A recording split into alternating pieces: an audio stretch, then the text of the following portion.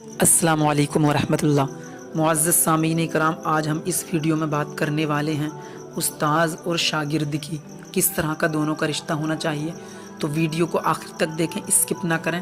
और अगर आप हजरात चैनल पर नए हैं तो चैनल को ज़रूर सब्सक्राइब कर लें, साथ ही में बेल आइकन दबा लें ताकि वीडियो की नोटिफिकेशन सबसे पहले आपको मिले। तो हजरात मोहतरम, दामाद पैगम्बर हज़रत अली फरमाते हैं कि अगर कोई मुझे ज़िंदगी में एक हर्फ इल्म दीन का सिखाए या एक जुमला पढ़ाए या एक हरूफ पढ़ाए तो हज़रत अली फरमाते हैं कि मैं उसकी ज़िंदगी भर खिदमत करूं। और अगर ज़िंदगी भर खिदमत कर भी लूँगा तब भी जो उसने मुझे एक हर्फ सिखाया है उसका हक़ अदा नहीं हो सकता। ये है उस्ताद का मकाम। और इमाम अहमद इब्न हम्बल को कौन नहीं जानता, सब जानते हैं, अपने वक्त के बहुत बड़े इमाम। वो जब भी उस्ताद की बात आती तो उनका नाम लेकर अपने उस्ताद को नहीं पुकारते, बल्कि अदब व एहतराम की वजह से उनकी कुन्नियत से जिक्र फरमाते उनका। ये था उस्ताद के लिए अदब। लेकिन आज देखा जाता है कि उस्ताद को शागिर्द गालियां भी देते हैं और दूसरों का साथ देते हैं उस्ताद की बुराई करने में। उनको बुरा भला कहा जाता है, उनको मारने तक की बात की जाती है तो साथ दे देते हैं। लेकिन ऐसे शागिर्द न दुनिया में कामयाब होते हैं और न आखिरत में कामयाब होते हैं। अगर कामयाब होना है तो उस्ताद का अदब व एहतराम ज़रूर करना होगा। अब चाहे उस्ताद वो कॉलेज का हो या चाहे मदरसे का हो, कॉलेज का टीचर भी आपको इल्म सिखा रहा है और मदरसे का टीचर भी, उस्ताद भी आपको इल्म दीन सिखा रहा है। दोनों का अदब लाजिम व ज़रूरी है। फरमाते हैं उलमाए दीन, जो इंसान उस्ताद के सामने नज़रें झुकाकर खड़ा होता है ना, वो दुनिया वालों के सामने नज़रें उठाकर चलता है। और जो उस्ताद को आंखें दिखाता है उसको दुनिया के सामने नज़रें झुकाकर के चलना पड़ता है। इसीलिए वक्त रहते उस्ताद का अदब कर लें। हारून रशीद रहमतुल्लाह अलैह जो बहुत बड़े बादशाह हैं अपने वक्त के, उनके दो बेटे थे अमीन और मामून। वो एक उस्ताद के पास मदरसे में पढ़ते थे।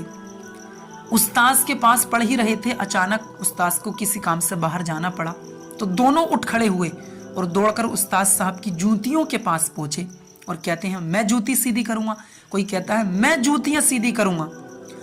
तो लड़ रहे थे आपस में। उस्ताद साहब ने कह दिया कि तुम आपस में लड़ाई ना करो, एक जूती एक शागिर्द सीधी कर दो और एक जूती दूसरा कर दो।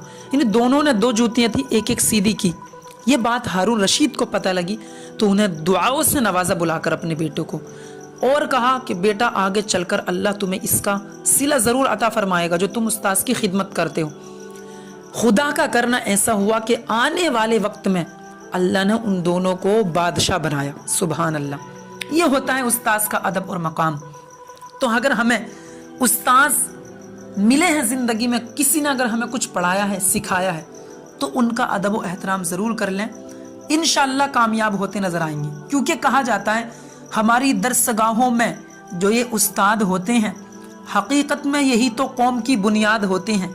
यही रखते हैं शहर इल्म की हर राह को रोशन, यही रखते हैं शहर इल्म की हर राह को रोशन। हमें मंजिल पे पहुंचाकर ये कितना शाद होते हैं। बरसते हैं ये सावन की तरह प्यासी ज़मीनों पर, उन्हीं के फैज़ से उजड़े चमन आबाद होते हैं। अगर रूहानियत से बाहमी रिश्ता जुड़े वासिफ तो फिर शागिर्द भी उस्ताद की औलाद होते हैं। तो फिर शागिर्द भी उस्ताद की औलाद होते हैं। बेशक उस्ताद अपने शागिर्दों को औलाद की ही तरह समझता है और शागिर्दों पर भी लाजिम है कि अपने माँ बाप की तरह अपने उस्ताद का भी अदब व एहतराम किया जाए, किया करें, ताकि दुनिया और आखिरत में कामयाब रहें। हज़रात मोहतरम, फरमाया गया कि उस्ताद का मकाम तो ये है, अगर आप सवारी पर हैं, उस्ताद पैदल चल रहे हैं तो आप उतर जाएं, उस्ताद को सवार कर दें। अगर आप जा रहे हैं तो रुक जाएं, उस्ताद को आगे बढ़ने दें। अगर आप दौड़ रहे हैं तो आहिस्ता चलने लगें उस्ताद के सामने। अगर आप खेल रहे हैं तो अपना खेल बंद कर दें अपने टीचर के सामने। अगर आप बैठे हुए हैं तो उस्ताद को देखकर खड़े हो जाएं। अगर आप आगे चल रहे हैं तो उनसे पीछे हो जाएं। अगर उस्ताद किसी काम के लिए कहे तो खुद उस काम को अंजाम दें, दूसरों पर न डालें। अगर उस्ताद के हाथ में बोझ है तो खुद बोझ लेकर के उठा लें और उस्ताद को आराम दिला दें। अगर उस्ताद कोई काम कर रहा हो तो उस्ताद की मदद कर दें उस काम में। अगर कोई उस्ताद की गीबत कर रहा हो, बुराई कर रहा हो, तो उसे मना फरमा दें। کہیں ایسا نہ ہو کہ آپ بھی اس گناہ میں شامل ہو جائیں۔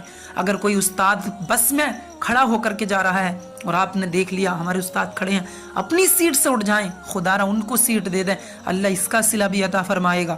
اگر استاد مسجد سے نکل رہا ہو تو اس کی جوتیاں سیدھی کیا کریں، کسی دعوت پر ان کا جلد از جلد بلانے کا انتظام کیا کریں۔ اگر مجلس میں آ جائیں، کسی محفل میں آ جائیں اور آپ بیٹھے ہیں تو استاد کے استقبال کے لیے کھڑے ہو جائیں۔